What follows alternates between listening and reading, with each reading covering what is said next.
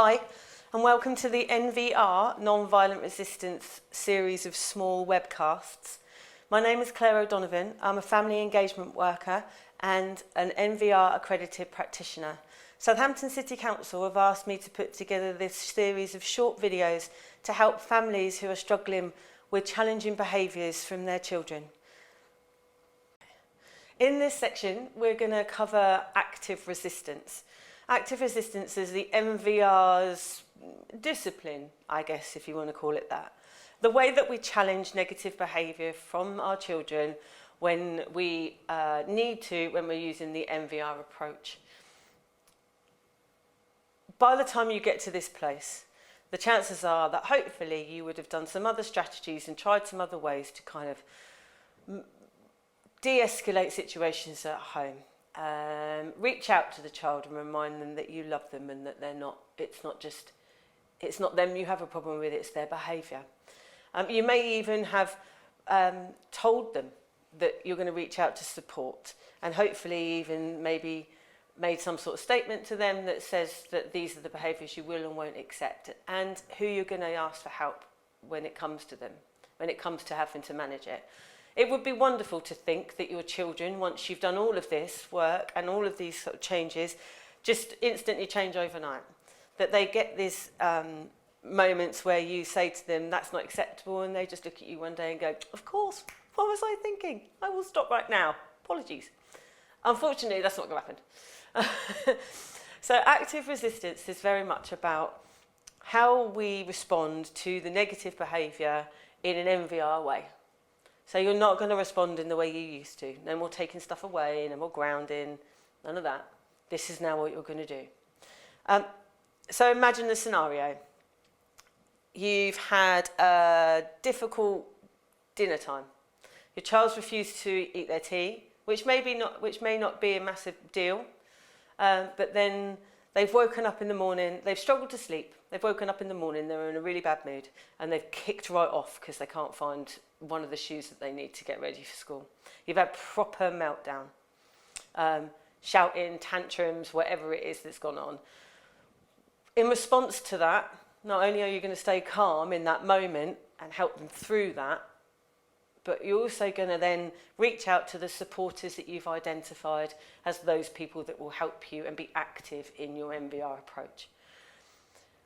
You're going to notify them of your supporters of this incident. You're going to tell them that they struggled in the morning, they melted down, their behaviour was not acceptable, and maybe it made you late to get them to school. The contact will be made by the supporters then to that young person, whether it be face-to-face, maybe by somebody within the school when you get them in there. But it's a supportive way of contacting somebody and just saying, I know what happened, I'm here if you want to talk. It can be made by any kind of means, really. The format that you need your supporters to take is one of, I heard you hit your mum last night, maybe, or I heard you had a meltdown this morning, had a difficult morning. You know that that's not right, so offer an opinion, but then in a non-shaming way, make a statement such as, I care about you and your mum, you're still a good person, and I'm here to help. Something like that, or something that just says, I care about you and your family. I know you don't enjoy being that way. I'm here to talk if you want to. And then leave it at that. You're not asking them to come in. You're not asking them to fly in with their underpants on the outside of their trousers, parenting on your behalf. That's not what you're asking these people to do. You're asking these people to just be there. On the flip side of that, because we do discipline and nurture with the NVR, it's the two sides of the same coin, there will be times, hopefully, when there will be good things that will happen. And your child will, do something that they don't often do. There will be things that they may, from an older point of view, you may come home from work one day and realise that your child has, unloaded the dishwasher. That's not something that they would normally do. But it would be nice for people to then know that that's happened. So an appreciation message or appreciation notification is then sent out from the parent to the same supporters. The same ones as you would talk about challenges, you also talk about the praise. So then those supporters would notify the child that they know that they helped with the clearing up of the house or whatever, and that they did a great job, and that hope you don't mind them. They hope that the child doesn't mind them saying, but they're proud of them, or they wanted to know that they're appreciated. One of the reasons that we ask you to put in things like "we hope you don't mind us saying" is because some children find praise very hard to hear. It puts a lot of pressure on them to achieve the same expectations next time and next time and next time. So by saying, I'm sure that was, that was appreciated, as opposed to, oh my God, you're amazing, I'm so proud of you, that kind of thing. Don't put it on too heavy. Some children just won't be able to take that. Others will, and you'll know which ones yours are.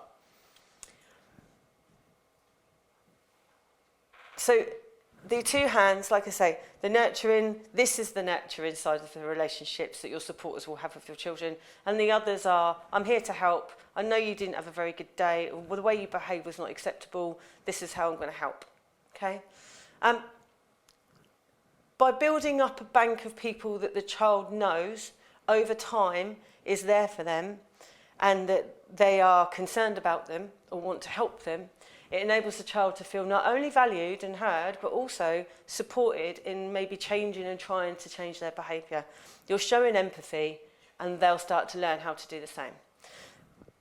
It won't, again, it might not happen, it might work sometimes. It's a process, it has to keep happening. Just because they phone them up once and say, I know you did that, isn't going to stop them from doing it again. There may be times when actually the incident itself needs a bit more of a discussion. You may feel that actually you need to explore this a little bit more with your child, particularly if they're older. You may want to try and encourage some sort of conversation that encourages them to reflect a little bit. To do this, the sit-in is the MVR strategic way. It can be hours or even the next day or perhaps even 1 or 2 days after there's been an incident. Yeah. One of the small risk, high risk incidents. A sit-in, it should always be at least 2 adults. You need to risk assess that. Some bedrooms aren't big enough for that. From an MVR point of view, ideally you can use a supporter for this role. One parent, one supporter. Yeah. It could even be a professional. It's not a punishment. It's more of a relational gesture. It's more of offering your space and your time to your child to say, we're here, we want to understand, we want to talk, we want to try and find a better way to get through this. How can we help you so that you don't lose yourself in this emotional, distressed place again in the future? And it's a brief message of, we're here because a couple of days ago, this happened. Let's think of an example. Okay, so we're here because a couple of days ago, when I was putting some clothes away in your bedroom, I discovered what I think was the traces of cannabis. We're here because we want to help. And then you literally just sit quietly, ideally in their room. So you go into their space. If that becomes dangerous and they start throwing fists about and throwing things at your head, get out. It's okay to abandon a sit-in if it becomes a point where it's going to escalate behaviour. But go with the phrase and remind them that you don't want to give up on them and you will try this again. And then maybe the next day, try again. And then maybe the next day, try again. They keep throwing you out. They don't want to talk. Eventually, they will ease to the fact that they'll get used to the fact that you're going to keep coming back. They'll start to understand that they can't avoid this situation, and eventually, hopefully, they will start opening up to you a little bit. It takes time, and it's not going to go away overnight again. It's okay, like it says on there, it's okay to not find a solution straight away. You are not in there to demand that they explain themselves. There are different sorts of sit-ins for different sorts of young people. Some young people will find it easier to talk. Some young people may not even give you eye contact. You'll know your own child. You'll know how much you can and can't say. But ideally, it has to come from a place of I care and I want to understand, and they need to be encouraged to do most of the talking, and if they don't fill the gap. I have known parents who've sat in the room of their child in silence for 45 minutes, but they've done it. And then they've done it the next day and the next day. And after a while, even the child can't sit in silence because they're so used to the parent being in that room. Just have to persevere with it. It takes time. So it's not for everyone. And sometimes, like I say, it needs a professional to sort of help with this sort of thing. But it is quite powerful. The other great thing about a sit-in is it doesn't have to be done at home. You can go to wherever you think your child is. Like go to the park. If your child won't come home because he's hanging out with his mates, he's in the park. And you need to, it's past his coming home time. Take yourself down there. Sit yourself in the park. Make your presence known. You don't have to get agitated. You don't have to kick off. You don't have to demand that they leave. You make your presence in that group of people known, and gradually they will become allies, or they will push away your child because they won't want you hanging around. Yeah? So doing sit-ins, go, sit, make your presence known. This is all about presence. You're there because you care. Hopefully that makes sense. Vigilant care, again, it's a lot like presence. It's a lot like increasing presence. It's very much about who you are as a parent, when you need to step up your kind of net, if you like, around your child, the surveillance net. Vigilant care intensifies from an MVR point of view when parents discover that their child has been concealing dangerous behaviours from them, whether it be staying out at night, drinking too much, smoking, whatever it is that you consider that they're hiding from you, chatting online to somebody that you are worried about and it feels inappropriate. Yeah. If you discover that your child is starting to hide behaviour from you, then you up your risk levels, up your risk awareness. From an MVR point of view, we do a traffic light risk assessment. So when everything's plodding along fine and you consider and they feel like an average teenager, they might not tell you everything because I don't know a teenager that ever does, but you're not worried. Their behaviour's not erratic, you're not concerned about a change in their attitudes and things like that, then they're pretty much bumbling around at a green light. Just your average kind of 15-year-old maybe, something like that, yeah? They may then start to come home a bit later or talk to different people or react differently to when you say, do you have a good day, that kind of thing. They'll start to change their behaviour and you might be feeling a bit more out of the loop. Obviously, you're going to get peaks at that point. You're just going to want to watch a little bit closer. You may want to kind of have a look at what they're doing online, seeing if there's any problems. Maybe someone's getting at them. Maybe someone's bullying them and you need to kind of have a conversation with them saying, actually, I'm a bit worried about you. You seem to not be okay. If then at that point you then discover that there is something going on, that they're hiding stuff from you or you've discovered something in their bedroom that you're not happy about, then you go to the sort of red light and that's when you become more intense. That's when vigilant care really starts to kind of hone in on them. You have to rethink your privacy beliefs if you are really worried.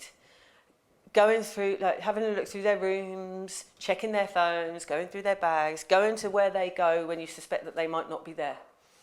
These are all things that you can do, but have to come from a place of care. Have to come from a place of care and concern.